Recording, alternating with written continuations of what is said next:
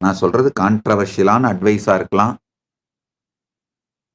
இதை தம்ப்நெயில் போட்டு ட்ரோல் பண்ணலாம். அது உங்க விருப்பம். எல்லாரும் சொல்றேன் கேட்டுக்கோங்க. என்னுடைய பக்தர்கள், என்னுடைய சீடர்கள் எல்லாருக்கும் சொல்றேன் கேட்டுக்கோங்க.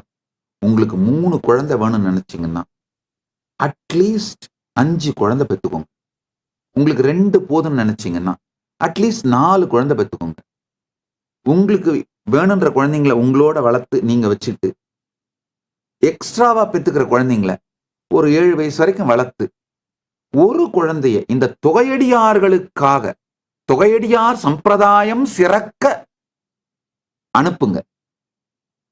தேவாரம் திருவாசகம் படிக்கிறதுக்கோ, அதாவது ஓதுவாரா மாறுறதுக்கோ, அல்லது 30 திருமேனி தீண்டுவார் அந்த பயிற்சிக்கோ அடுத்த பிரச்சனை எடுத்துட்டு வருவீங்க. ஓ, அப்போ சிவாச்சாரியார்கள் அல்லாதவர்கள் மற்றவர்கள் குருக்களா ஆகலாமா? நல்லா புரிஞ்சுக்கோங்க.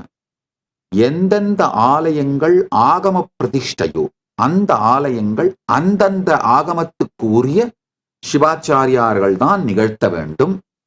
வைதிக பிரதிஷ்டைனா அந்த ஆலயத்துக்குரிய கோத்திரத்து பிராமணர்கள் தான் நிகழ்த்த வேண்டும் பூஜை முறைகளை.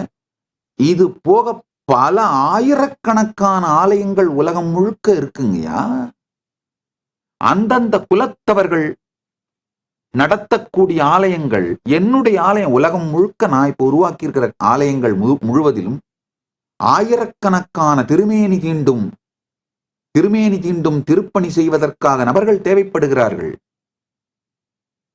நான் பிரதிஷ்டை பண்ற எல்லா ஆலயத்திலும் பிறப்பாலே எந்த பேதமும் இல்லாது, பிறப்பால் வருகின்ற ஜாதி பேதம் இல்லாமல், வளர்ப்பால் வருகின்ற அந்த குரு சிஷ்ய பரம்பரை அந்த ஈகோ சிஸ்டத்துக்குள்ள வந்து ட்ரெயின் ஆகிற அதை அடிப்படையாக மட்டும்தான் வச்சு அந்த பொறுப்புகளை அளிக்கின்றோம், அந்த சேவை உரிமையை அளிக்கின்றோம்.